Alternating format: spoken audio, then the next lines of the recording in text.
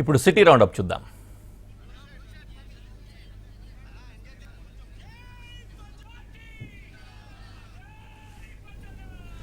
సికింద్రాబాద్ సీతాఫల్ మండి భరత్ నగర్ లో రోడ్డు పనుల కోసం స్థానిక ఎమ్మెల్యే పద్మారావు గౌడ్ ప్రారంభోత్సవం చేశారు. అనంతరం కాంగ్రెస్ నాయకులు నినాదాలు చేస్తూ మరోసారి ప్రారంభోత్సవం చేశారు. బీఆర్ఎస్ ఎమ్మెల్యే కార్పొరేటర్లు ఏ ప్రోగ్రాం చేసినా అక్కడ అధికారి పార్టీ నాయకులు పోటీగా కార్యక్రమాలు నిర్వహిస్తున్నారు. కాంగ్రెస్ నేతలు ఎమ్మెల్యే పద్మారావు గౌడ్ తో పాటు సీతాఫల్ మండి, మెట్టుగూడ, బౌద్ధనగర్, అడ్డగుట్ట కార్పొరేటర్లను బెంబేలెత్తిస్తున్నారు.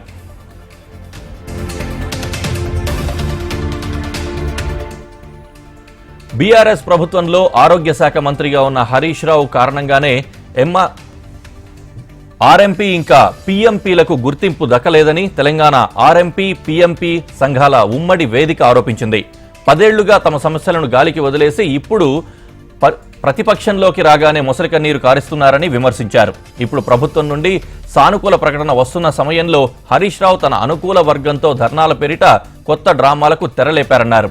ఈ నెల 18న ఇందిరా పార్క్ ధర్నా చౌక్ వద్ద నిర్వహించనున్న సభలో రాష్ట్రంలో ఉన్న 36,000 మంది ఎంఆర్పీలు, ఆర్ఎంపీలు పాల్గొనాలని వారు విజ్ఞప్తి చేశారు.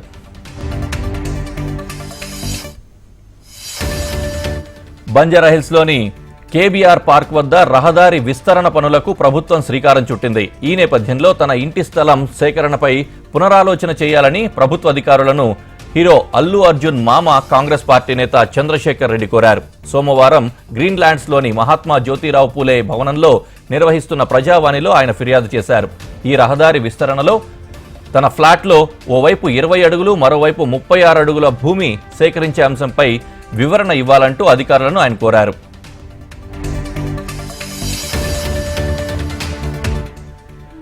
దుండిగల్ మున్సిపల్ బోరంపేటలోని డాలర్ మెడోస్ కాలనీ వాసులు తమ కాలనీకి రహదారి లేకుండా చేశారని హైడ్రా కమిషనర్ రంగనాథ్ కు ఫిర్యాదు చేశారు. రహదారికి అడ్డంగా వచ్చిన ఫ్లాట్ను రద్దు చేసి మార్గం వేయగా ఆ ఫ్లాట్ తమదంటూ స్థానికులు అభ్యంతరం చెబుతున్నారని వివరించారు.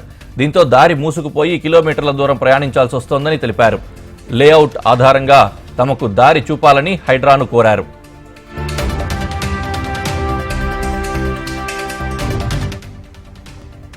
ఎన్నికల సమయంలో జీహెచ్ఎంసీ కాంట్రాక్టులు పూర్తి చేసిన వారికి ఇంకా బిల్లులు ఇవ్వలేదని జీహెచ్ఎంసీ కాంట్రాక్టర్స్ అసోసియేషన్ తెలిపింది. తాము చేసిన పనులపై ఆడిటింగ్లు పూర్తయ్యాయి, కానీ బిల్లులు మాత్రం నేటికి ఇవ్వలేదన్నారు. నిద్ర లేకుండా కాంట్రాక్టులు పూర్తి చేసి బిల్లుల విషయంలో ఇలా పట్టించుకోకుండా ఉండడం అన్యాయమని చెప్పారు.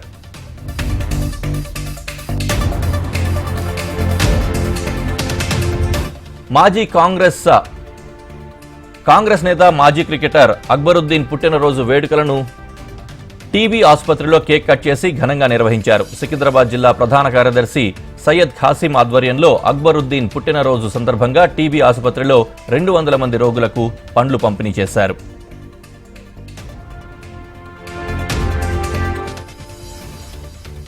కేంద్ర, రాష్ట్ర ప్రభుత్వాలు సెక్యులర్ డ్రైవర్ల సమస్యలను పరిష్కరించాలని Telangana secular drivers association demand చేసింది.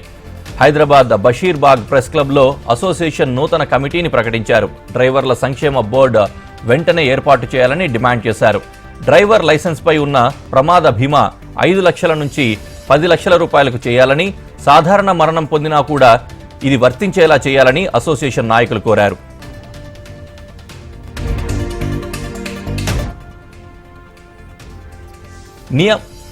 నియామక ప్రక్రియలో ఉన్న సమస్యలను అధిగమించడమే లక్ష్యంగా రిక్తం గ్రూప్ తన అధునాతన జెడ్ ఇంటర్వ్యూ ఏఐని ఆవిష్కరించింది. కృత్రిమ మేధస్సును ఉపయోగించి టాలెంట్ సెర్చ్ని, హైరింగ్ని సులభతరం చేస్తున్నామని జెడ్ ఇంటర్వ్యూ ఏఐ వ్యవస్థాపకుడు సీఈఓ సిద్ధారాం సింగిశెట్టి చెప్పారు. దీని ద్వారా సంస్థలు సమయాన్ని, వనరులను ఆదా చేసుకోవచ్చని తెలిపారు. 15 ఏళ్లుగా రిక్తం టెక్నాలజీ కన్సల్టెన్స్ ప్రపంచవ్యాప్తంగా టయోటా, నైక్, అలాగే గూగుల్, ఇంకా ప్రోక్టర్ అండ్ గ్యాంబుల్ వంటి ప్రముఖ కంపెనీలకు కన్సల్టింగ్ సేవలు అందిస్తోందని తెలిపారు.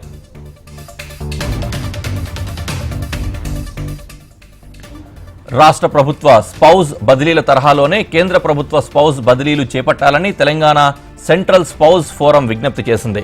గత బీఆర్ఎస్ ప్రభుత్వం తీసుకొచ్చిన జీవో 317 వల్ల ఉద్యోగులు స్థానికతను కోల్పోతున్నారని, ఆ జీవో కారణంగా నష్టపోయిన స్పౌజ్ ఉద్యోగులకు కాంగ్రెస్ ప్రభుత్వం మంత్రివర్గ సబ్ కమిటీ తీసుకొచ్చిందని, జీవో 243తో రాష్ట్ర ఉద్యోగులకు స్పౌస్ బదిలీల చట్టాన్ని ఏర్పాటు చేయాలని అన్నారు. కానీ భార్యాభర్తలు ఒకరు రాష్ట్ర, మరొకరు కేంద్ర ప్రభుత్వ ఉద్యోగులుగా పనిచేస్తున్న వారిని పరిగణలోకి తీసుకోలేదని కుమారస్వామి, నాందేవ్ జాదవ్, శైలజలు తెలిపారు.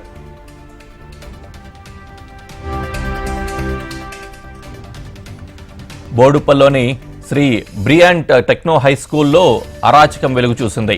విద్యార్థులపై ప్రిన్సిపల్ రవీందర్ రావు లైంగిక వేధింపులకు పాల్పడుతున్నాడని అన్నారు. విద్యార్థులను ప్రిన్సిపల్ రూమ్కి పిలిపించుకొని ప్రైవేట్ పార్ట్స్ను టచ్ చేస్తూ ఇబ్బంది పెడుతున్నాడని విద్యార్థులు ఆరోపించారు. విద్యార్థులు, విద్యార్థి సంఘాలు స్కూల్ ముందు బైఠాయించి ఆందోళనకు దిగాయి. ప్రిన్సిపల్ క్యాబిన్లో విద్యార్థులపై వికృత చేష్టలు చేస్తున్న దృశ్యాలు సీసీ కెమెరాలో రికార్డయ్యాయి.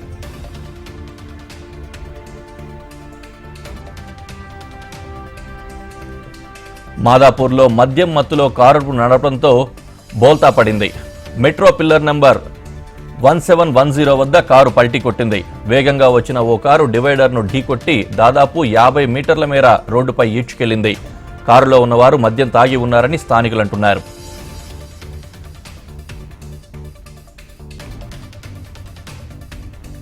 మేడ్చల్ పోలీస్ స్టేషన్ పరిధిలో వ్యక్తి అనుమానాస్పదంగా మృతి చెందారు.